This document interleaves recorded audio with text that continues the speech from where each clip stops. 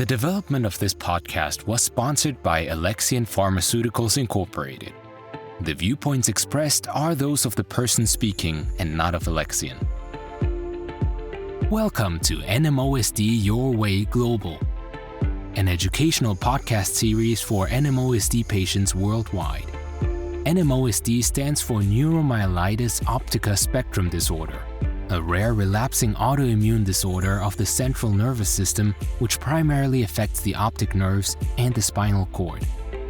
Your podcast hosts Lalania Lloyd and Debbie Latique, who have both lived with NMOSD for over 10 years, will be bringing their respective Canadian and Australian perspectives to the table in order to help patients worldwide better understand NMOSD. Over the next 16 episodes, clinicians, researchers, and fellow patients will come together to have important conversations about how to live your best life within your diagnosis. They will be offering up encouragement and practical tips for overall health and well-being. In this episode, Lalania talks with Dr. Dalia Rotstein, Assistant Professor of Medicine at the University of Toronto and neurologist specializing in multiple sclerosis and other demyelinating diseases. She is also the principal investigator for CAN Optics, the first Canadian national prospective study to investigate adults with NMOSD, MOG antibody disease, and other atypical demyelinating conditions. In this episode, Dr. Rotstein helps us understand how to recognize the early warning signs of an NMO attack, how patients can advocate for themselves when seeking care during a relapse, and what to expect during the recovery process. So, let's get started. The need for this particular podcast stemmed from having read numerous posts on social media where patients were experiencing some kind of symptom and they didn't know if they should be worried about it and what, if anything, they should do. This is the most common asked question in the NMO community, and I'm hoping today that our conversation will help patients feel more confident in recognizing what the early warning signs of an NMO attack are and how we can advocate to help ourselves when seeking care during a relapse. So to start off with Dr. Rotstein, what are the early warning signs of an attack? Yeah, so the early warning signs depend on the type of NMO attack. The most common types of attacks we see in NMO affect the optic nerves, which are the nerves that go to the eyes, and the spinal cord. The optic nerve attacks are also known as optic neuritis, and they can cause blurry vision or loss of vision, which may be in one eye or both eyes. There may be pain in the affected eye and loss of color vision as well. Spinal cord attacks can cause numbness or weakness or both. This can be on one side or both sides of the body. There may be bladder and bowel dysfunction as well. And sometimes there can be nerve pain like burning or pins and needles. There are some other less common types of NMO attacks. One type can present with only severe nausea and vomiting, and sometimes with bad hiccups as well. So as you can imagine, people who don't know about NMO often mistake that as a problem with the stomach or gastrointestinal system. Other NMO attacks can present with changes in thinking or alertness, double vision, trouble swallowing or speaking, vertigo, lack of balance, and trouble walking. And usually the symptoms can evolve over several days. At what point should we be calling our neurologist? That's a good question. If you have a new symptom which is significantly more severe than it is normally, and it persists for more than a few hours, then you should call your neurologist. It is very important to get urgent medical attention for a new NMO attack. That makes sense. What about pseudo attacks? How do they differ from a relapse? Yes, that's another good question, and it can be very challenging. A pseudo attack is when a person with NMO has some worsening in their baseline symptoms, which is not due to a new attack, but it is because their body is dealing with another issue, like an infection, another illness, stress, or fatigue. However, it can be hard when you're in the midst of one to know whether it is a pseudo attack or a real relapse. If in doubt, you should always call your neurologist or seek out urgent medical attention. Sometimes if your neurologist is unsure whether it is a pseudo attack or a relapse, they might order an MRI to help answer the question. When there is a relapse, we see evidence of new inflammation on the MRI. Yes, I've heard, one of the most common types of pseudo relapse is from a urine infection, like a UTI. Yeah, that's correct. So that's a common type of infection that we see in people with NMO. And some people might have symptoms, and those could include like frequent urination or smelly urine or burning when you pee. But especially if you had an attack before that affects your lower body and causes numbness there, you might not have any symptoms from a UTI other than, worsening of your kind of regular neurologic baseline symptoms. So that's why it's so important to seek out medical attention. And your doctor might order a urine dip and a urine culture to try to see if a bladder infection is what's causing your symptoms. That's great information. I think, a lot of us, that's how we normally get that kind of an attack. When NMO patients go to an emergency room, what should we be saying to the hospital staff who are often unfamiliar with NMO in order to get the help that we need in a timely manner? You're right. Many doctors are unfamiliar with NMO because it is a quite rare disease. If you're seeing a new doctor in the emergency room, you should always tell them you have a diagnosis of NMO. You could tell them also a little bit about NMO in case they have not heard of it. So, for example, you could say this is a rare neurologic autoimmune disease that can affect the optic nerves, brain, and spinal cord. It has some similarities with multiple sclerosis, and multiple sclerosis is a disease that most doctors have heard of. But in some people, NMO can be more severe. If you have new neurologic symptoms, you can tell the doctor you are concerned it could be a new attack of NMO. And if you are in an attack, then usually it would be treated with something like high-dose steroids. Yeah, I know that so many times I've gone to the ER, and when I say NMO, they go, "What?" They just have no idea. And so I kind of have my little speech prepared of, this is NMO 101, the Cliff Notes version of what this is, because almost nobody knows what it is. I'm always surprised when somebody says that they actually do know what it is. No, that's important. And in fact, if you're interacting with an older doctor, you might want to mention that it used to be called Devick's disease. So the name of the disease changed to NMO around the year 2000. So somebody who had medical training before then might not know the term NMO. That's an excellent point. I hadn't thought of that. So what tests are normally run to confirm a relapse? Sometimes it's quite clear a patient is having a relapse. And if you have a confirmed diagnosis of NMO, then no other tests might be necessary. But sometimes we get an MRI to confirm there is new inflammation consistent with the relapse and also to confirm the location of the inflammation. The doctor may order some basic blood work or cultures to rule out something else going on, like an infection, like the bladder infection we were talking about before. And then if the diagnosis is still uncertain, your doctor may order other tests like blood antibody tests. There's a very specific marker of NMO in the blood called the NMO or aquaporin 4 antibody. Some people with NMO have another positive blood antibody test called MOG antibody. And other people with NMO are negative for both of these tests, but they can still have the disease. Right. That diagnostic criteria changed not that long ago, which I think has helped a lot of people who were seronegative be diagnosed. Yes, that's right. Yeah, there have been some major advances in diagnosis and treatment of NMO over the last 10 years. And one of them, was the revisions to the diagnostic criteria, which happened in 2015. The other important aspect of the new diagnostic criteria were that people can actually get diagnosed after a first attack when the blood test is positive. So that's very helpful because then they can be started on a therapy. And, our goal is really to halt all future attacks. So much science has changed in the last, 5-10 years. It's really exciting to see that progress being made. The more we learn, the more that we can catch things early and have better treatment. Exactly. People who are getting diagnosed today with NMO should be able to do a lot better. Just encouraging. And what about like physical recovery? Like who helps with that? So for physical recovery, I think, the main person is the patient, of course. The patients, it requires so much effort and it's a marathon to recover from an attack. We do have, many members of the medical team, including allied health professionals who are also key in the recovery process. So, the first step is seeing a neurologist and having the attack diagnosed and a treatment plan developed. Along the way, we have many other, sometimes physicians involved. We may have an ophthalmologist who's an eye specialist to look at the eyes, for example. And then in terms of the allied care team, we have many professionals who are key. Nursing staff are often very involved in the care of people with NMO. We have physiotherapists and occupational therapists who will help you, gradually recover function and also develop ways of adapting your daily function to life with NMO.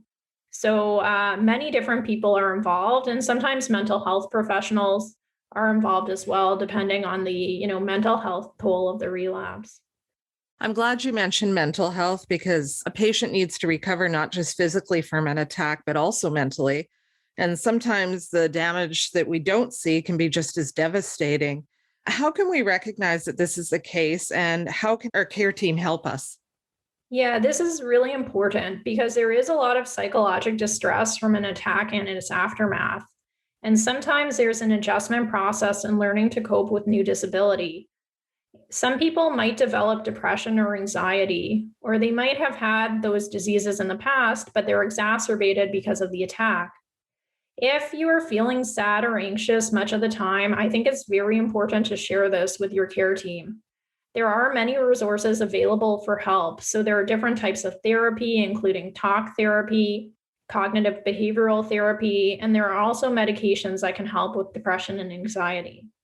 Yeah, I think it's so important. Those wounds that you don't see are sometimes more devastating than the ones that you do. There's so much stigma around mental health. And if our neurologist or our family doctor doesn't recognize that we're struggling, how can we broach the subject to open up the lines of communication?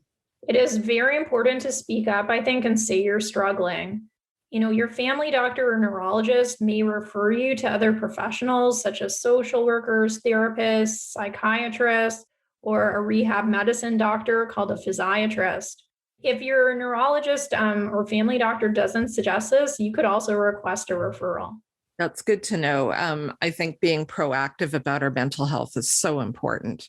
If we're not looking out for it, who is, right? So how long could we reasonably expect to heal after an attack, and at what point does the damage become permanent? It can take a really long time to recover from an attack. I think a lot of the recovery happens in the first 6 months after an attack. However, I have seen some patients continue to have improvements even 1 to 2 years later, but they are often more subtle improvements. I think, depending on the type of attack, doing exercise and physiotherapy can really be key and can help with recovery. Yeah, just knowing that, that recovery can take a long time. I think it's important for people to remember not to give up on themselves. Yeah, I think you're right. It takes, a lot of motivation and a lot of persistence. And like you said, keeping up that hope. And I think, the people around the patient, family and friends are also really key in keeping that up and keeping the person who is affected, keeping their spirits going. Yeah, that's an interesting point, because a lot of times the people around us are really concerned for us and they feel helpless, and they see us suffering or struggling and they don't know what to do, and they want to do something. And so if they can find ways to support us in a recovery, even just by encouraging us and acknowledging when things are tough, because let's face it, it doesn't help for somebody to minimize that experience, to say, oh, things will get better. This happened for a reason. Those kind of platitudes don't usually help. But if they can say, I see you working really hard on your recovery, and I know this is tough, and I can see that you're making progress, even if it's small. Like, those kinds of encouraging words can just be the difference between coping or not coping. Exactly. They can go a huge way. And you're right, it is a really long recovery process, and NMO is a very tough disease to live with. And neurologic issues like pain often aren't seen by people on the outside. So I think it's important, for family and friends to kind of acknowledge that and realize that it may be small steps, and try to give that positive reinforcement along the way. Yeah, I think that's key. That's really key.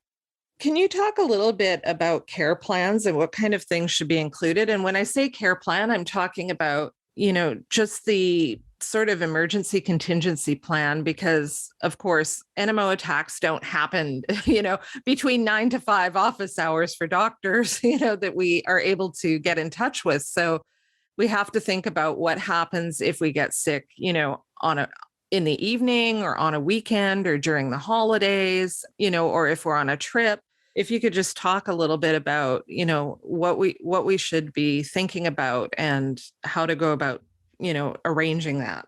Yes, that's a great question. I think what you say is very important, that you should talk to your neurologist in advance about what to do if the neurologist is not accessible for some reason, such as, new symptoms occurring over the holidays. So it sometimes is helpful with NMO actually to go to the emergency room of the hospital where you're treated. So where you attend, the MS clinic or the NMO clinic, because there is more sort of specialized knowledge of NMO at those centers. However, you may want to talk to your neurologist about that in advance. So some of the specialized hospitals have resources for NMO, such as rapid access to MRI, that you wouldn't be able to find at a local community hospital, for example. Another piece, which we spoke about before, is that a lot of emergency room doctors aren't familiar with NMO. So you may want to think in advance about what you would say about your condition if, you were in the situation with new symptoms when, there's more stress involved. So sometimes it can be helpful to, print up a short description of NMO that you could take with you and share with the emergency room doctor to explain the condition a little bit. You could also ask your neurologist about that, as your neurologist may be able to provide a pamphlet. You also might want to talk with your doctor about what to do if you ever develop new symptoms when you travel, for example. So some doctors may provide, a prescription for situations like that, although I think they would also recommend that you seek out urgent medical attention too.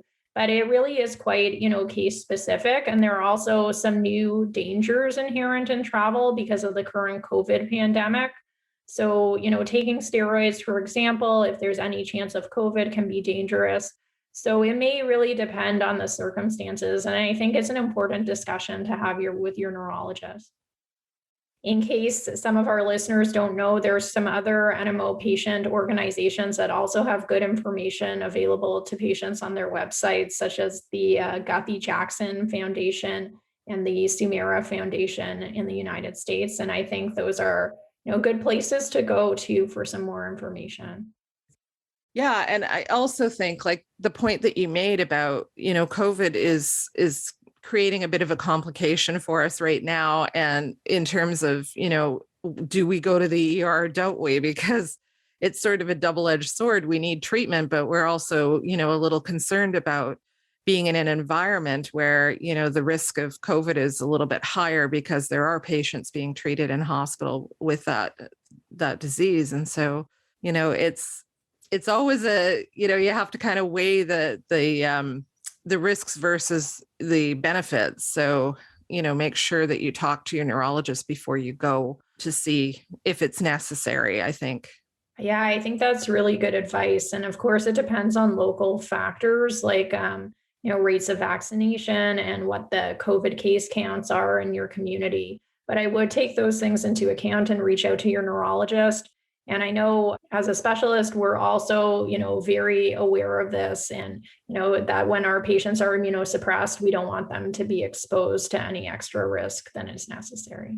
And I know too, for myself, when I make sure that when I'm being, when I get to the ER and I'm talking to the first point of contact there, that I mention that I'm immunosuppressed, so that if there is an issue with there being any kind of an outbreak of anything, like even if it's flu, that I get secreted away in a room so that I'm more protected. I'm not sitting with a bunch of people coughing in a waiting room. And I've found that, the hospital has been very good about that when I've made that clear that I'm very immunosuppressed, because they don't want to create more problems than we already have.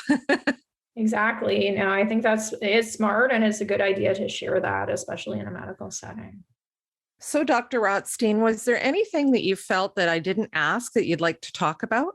Sure. So I just wanted to speak for a minute or two about a research that's going on in Canada around NMOSD. So As you had mentioned before, there have been many advances in NMOSD in the last 10 years, which is, so exciting. And I think they've really started to improve patients' quality of life a lot.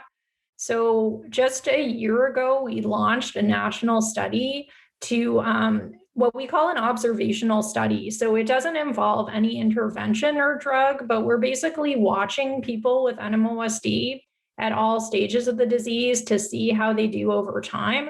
We're trying to learn more about symptoms that people experience in NMOSD, including mental health issues, as you mentioned, fatigue and pain, which are all really prominent symptoms. One other aspect of research that I'm kind of excited about and interested in is how we can diagnose NMOSD at an earlier stage. So one thing I've heard from a lot of my patients is that even in advance of their first recognized attack, they had some symptoms like an unusual type of pain, for example, but they weren't investigated at the time. So we're trying to learn more about whether there might be what we call a prodromal phase to NMOSD. We recognize that does happen with multiple sclerosis. And, if we're able to identify it in NMOSD, we may be able to develop biomarkers where we could pick up NMOSD at an earlier stage and hopefully treat and prevent disabling attacks. We're doing something similar in NMO, like you said, to what was done with MS, although for NMO, we're getting consent from all the patients because we have to link kind of confirmed cases up with the medical records. But I think when we look at the major advances that have been made in NMO over the last 10 years, they were all thanks to patients. They were patients coming forward to participate in clinical trials. And, suddenly we have new therapies that are very effective for people. So when, people with NMO are willing to participate, and I know that often does take, time, and it also takes some courage, but it is really essential for us to help people with this disease moving forward. For sure. And I mean, when you think about it, I think the Divix disease was initially described like in the late 1800s. So this disease has existed for well over 100 years. And yet the advancements have all come within the last 10 years. So it's a really exciting time for researchers, for clinicians, for patients, that so much information is coming to light and the progress is happening at a rapid pace. Like, it's very exciting. Yeah, when you look at the medical literature, the number of articles about NMO has just exploded in the last 20 years. So you're right, there were 100 years of NMO history where very little was known and put out. And suddenly, we have all of these minds that are working together, and we have patients who are willing to participate, and things are really, moving full steam ahead. And I think we will have much better treatments and results for people with NMO moving forward. Definitely, just an amazing time filled with hope. Yeah, well put. So I just wanted to thank you so much for taking time today to help us kind of suss out, when we need to be talking to our neurologist in order to, protect ourselves against what could become like a devastating attack, to catch it early and to get care early on when we feel that, symptoms have cropped up that are concerning us. I appreciate your time and your energy, and I think you've given us a lot of great information going forward. Thanks so much for having me. It's been a pleasure to be here. Thank you. We hope you have enjoyed listening to this NMOSD Your Way Global podcast. For more information about NMOSD and access to support and resources, please read the podcast description. What you have heard in this podcast may not be reflective of your own experience and does not replace the advice of a healthcare professional. If you have any concerns or specific questions about NMOSD, please speak to your physician.